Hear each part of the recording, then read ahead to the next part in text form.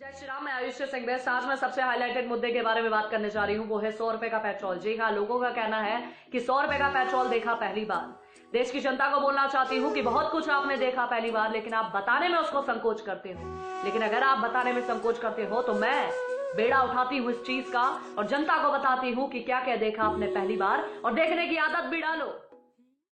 मैं देश की जनता को बोलना चाहती हूँ जिनका कहना है कि पहली बार देखा 100 रुपए का पेट्रोल, तो जनता को बताना चाहती हूँ कि पहली बार आपने देखा होगा चाइना को पीछे भागते हुए।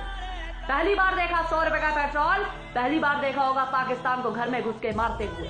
पहली बार देखा आपने 100 रुपए का पेट्रोल, पहली बार देखा होगा दुनिया को भारत से वैक्सीन मांगते हुए। पहली बार देखा आपने 100 रुपए का पेट्रोल, पहली बार देखा होगा आपने किसानों के खाते में सीधा 6000 रुपए जाते हुए। पहली बार देखा आपने 100 रुपए का पेट्रोल, पहली बार देखा होगा आपने गरीबों को फ्री राशन और पैसे और फ्री का सिलेंडर। पहली बार देखा आपने 100 रुपए का पेट्रोल।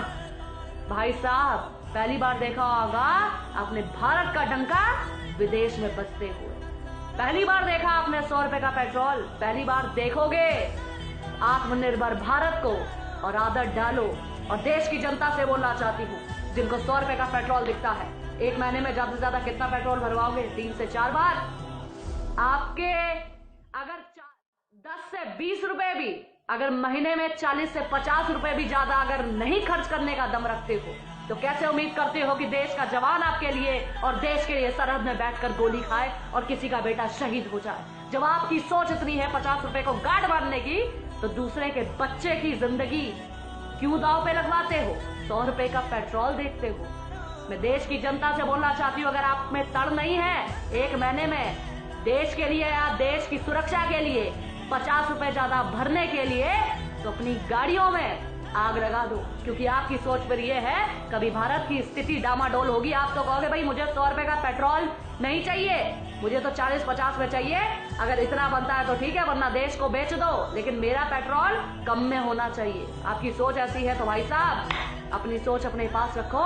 100 रुपए का पेट्रोल मंजूर है, लेकिन देश को बिकता देखना मंजूर नहीं है, और देश का स्वाभिमान उठता देखना मंजूर है और देखेंगे।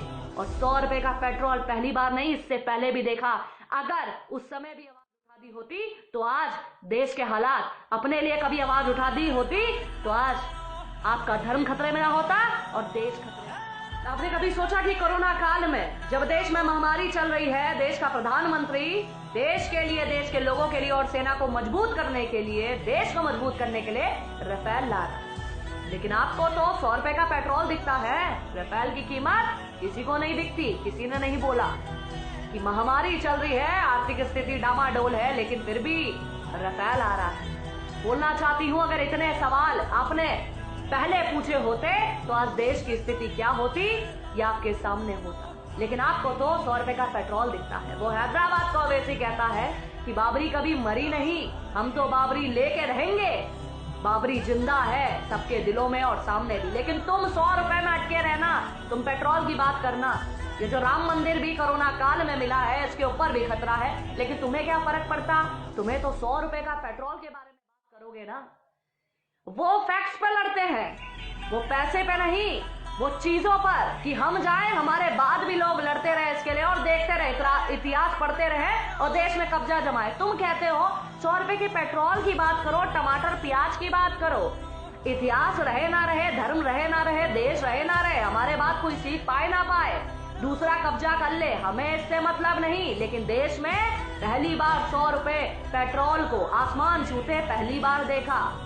आत्मनिर्भर भारत भी पहली बार देखोगे और बहुत कुछ निश्चित रूप से पहली बार देखोगे। और जागो 100 करोड़ हिंदू, अरे जागो 100 करोड़ हिंदुओं, देश में हिंदू राष्ट्र भी पहली बार देखोगे। बोलिए जय श्री राम, जय हिंद, जय भारत।